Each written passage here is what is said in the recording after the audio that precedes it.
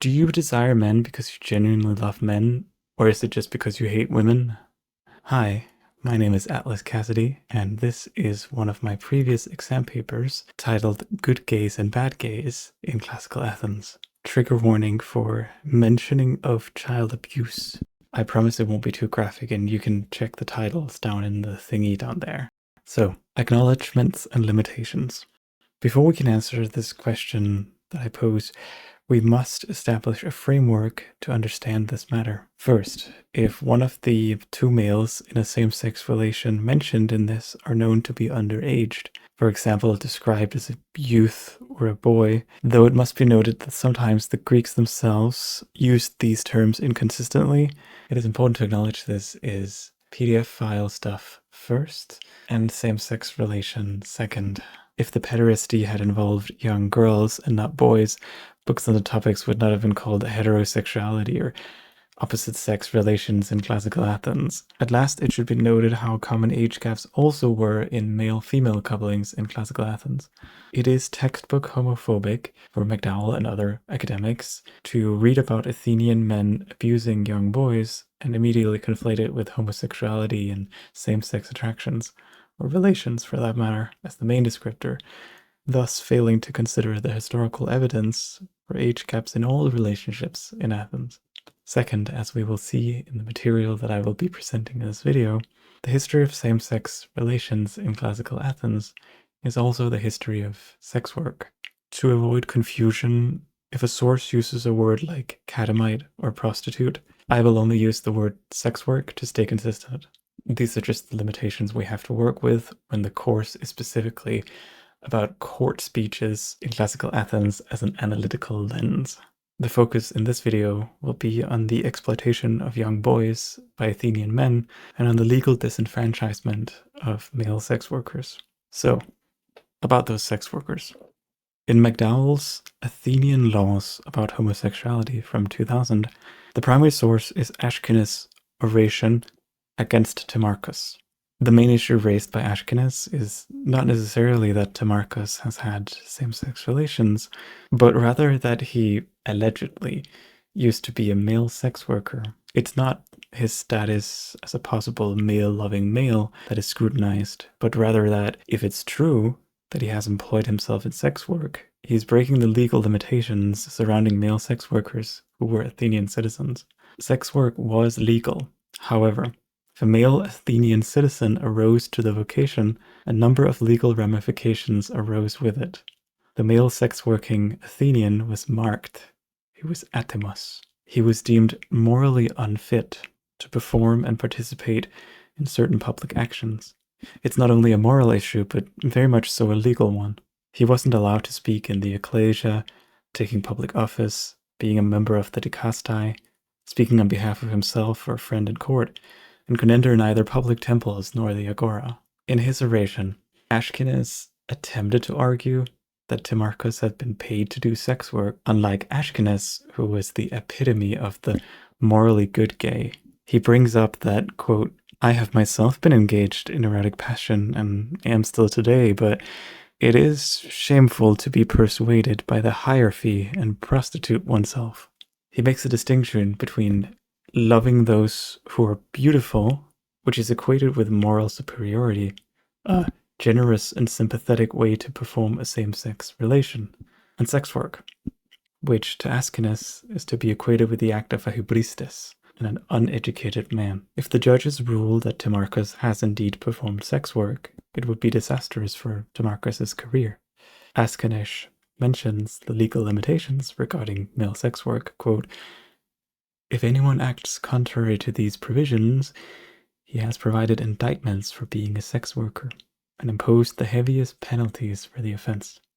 The legal ramifications of male sex work implied a two-category system of same-sex relations. The ones that are morally degrading for an Athenian citizen, and the types of same-sex relations that are acceptable.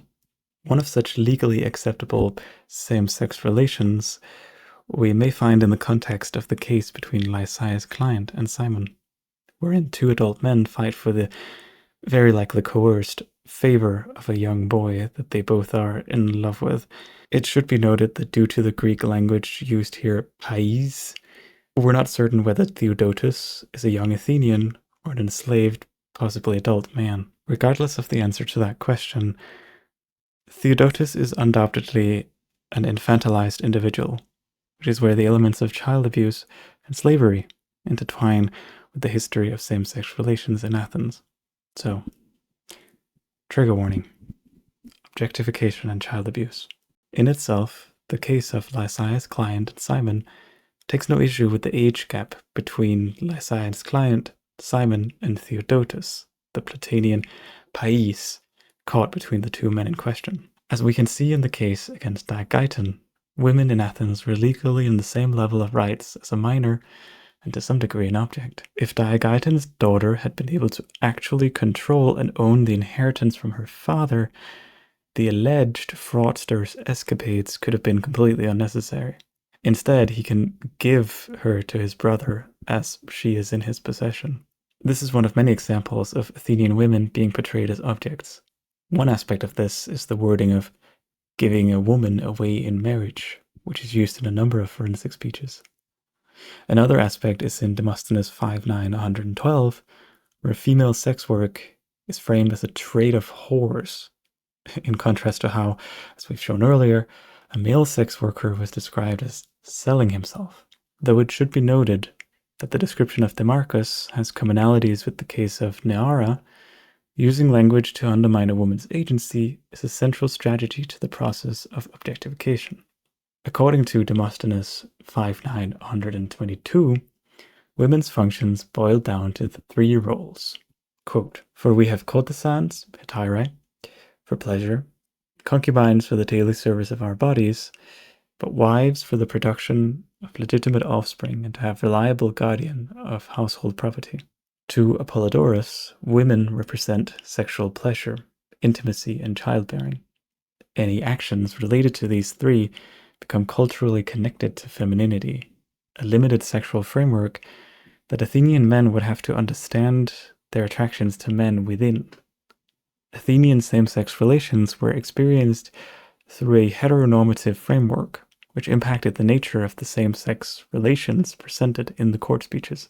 Lysias' client and Simon understand their attraction to Theodotus through the same framework with slightly different perspectives. Where they agree is that a man like them can claim possession over Theodotus in the same way that men, with permission from the woman's kurios, the patriarch, could claim possession over a young woman. Both Lysias' client and Simon have to see Theodotus as an object without agency for their own attraction to cognitively make sense. What they disagree on, however, is on the topic of how to treat this possession. At least according to Lysias' client, quote, "I tried to win his affection by treating him well, while Simon thought that with violent and lawless behavior, he would force the boy to do whatever he wanted." In the portrayal of Simon, which we can assume is biased to be as negative as possible, it is clear that he sees Theodotus as a physical belonging, a toy for his own desires that he has the right to claim and do with as he pleases. He even claims to have offered the boy payment of 300 drachmas, which pairs well with Simon's view of Theodotus as an object in the very physical sense. This is one outcome of the treatment of women within Athenian society as objects to claim, which is that when a man like Simon finds himself attracted to men, if he's not aware of the framework he's been taught, he can easily fall into the trap of thinking that anyone he's attracted to must be inferior to him. Lysias' client claims to be better than this, but it's still clear that he's also understanding his attraction to Theodotus through the heteronormative lens, albeit a different aspect of it. He still sees Theodotus as an object to be desired, but not an object to necessarily claim, rather an object to deserve and protect from violence.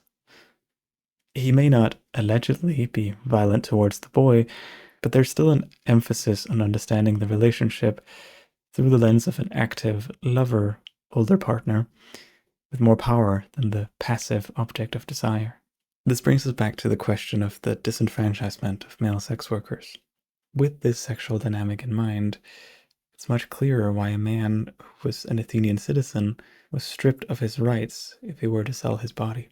In the process of receiving payment for sexual favors, it's assumed that he loses his position as an objectifying power and enters the realm of the objectified.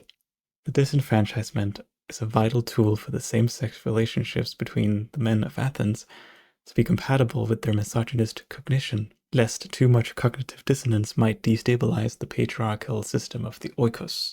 The laws were, simply put, used to uphold the status quo, the roles that were defined within the oikos. Homosexuality was allowed to exist, quote-unquote, in Athens, as long as it stayed within the framework of the patriarchal oikos. Furthermore, the idea of selling one's body could also be considered the feature of an enslaved, which is another moral pollution that the laws against same-sex relations kept at bay. Limitation number 2, women. So what about women?